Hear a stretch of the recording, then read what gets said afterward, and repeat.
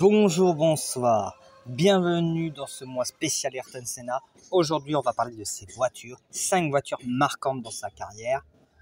La première, mais vraiment la toute première, c'est la Toleman TG 184. Je sais, il a couru quelques courses avec la Toleman TG 183B, et voilà.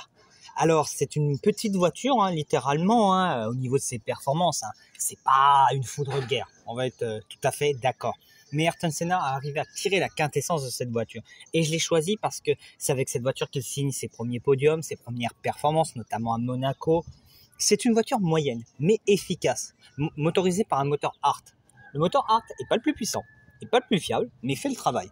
Et 10 ans plus tard, la grande relève qui devait succéder à Ayrton Senna, Barrichello, va en faire l'expérience. Le moteur Hart de 94, c'est pas une foudre de guerre non plus, mais il va faire, comme son idole et son mentor, une saison très efficace.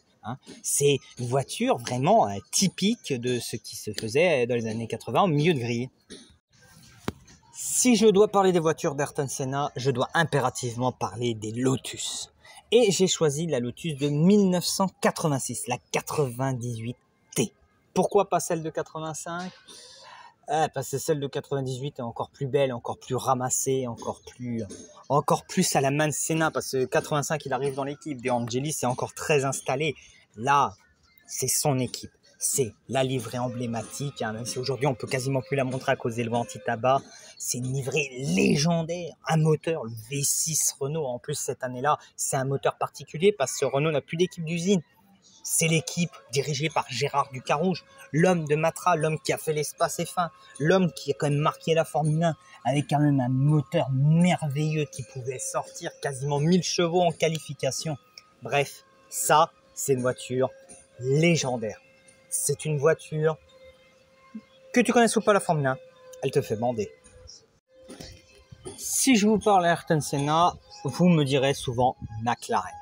Et quoi de mieux que de parler d'une des voitures les plus dominantes de l'histoire, la MP4 4. 32 Grands Prix, 25 podiums, 15 victoires. Cette voiture est une véritable foudre de guerre.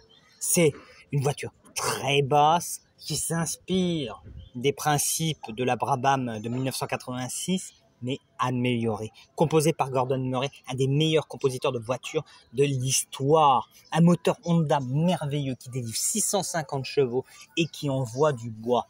Dans cette voiture, Ayrton Senna va y gagner son premier titre. C'est le début réellement de la vraie réalité entre Prost et Senna, où ça va commencer à se tendre dès 88.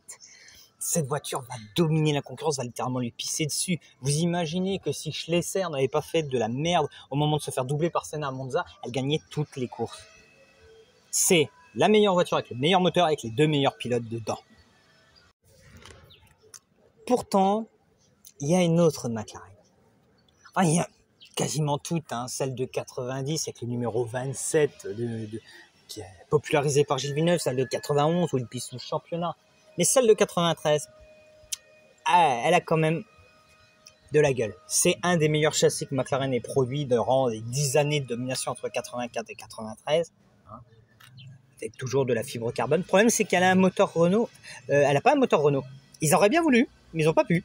Ils se sont retrouvés qu'un Ford Cosworth qui rendait beaucoup de chevaux par rapport au moteur Renault. Et pour autant, Senna, il tient le choc. À Sao Paulo, sous la pluie ou à Donington, il danse. Il leur met les fessées aux Williams. À Monaco, il fesse les Williams.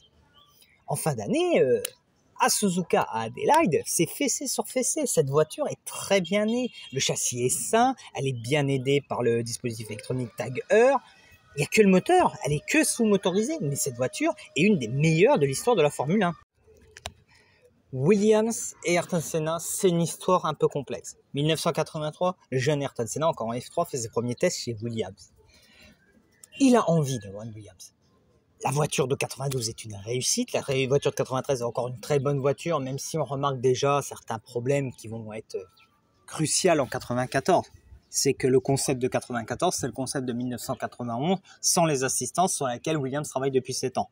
La voiture est ratée, elle est mal née, elle dandine du cul, elle marsouine, elle peut partir en tête à queue. Elle n'est bonne réellement que dans les grosses lignes droites où elle peut faire chanter ce V10 Renault qui est peut-être le moteur légendaire des années 90. Le problème, c'est que dans les virages, c'est pas facile, il faut se battre avec la voiture. Et c'est malheureusement la voiture maudite. Cette voiture qui devait permettre à Ayrton Senna de rejoindre Alain Prost au classement des titres. Cette voiture qui aurait permis de fesser Schumacher a été malheureusement son cercueil.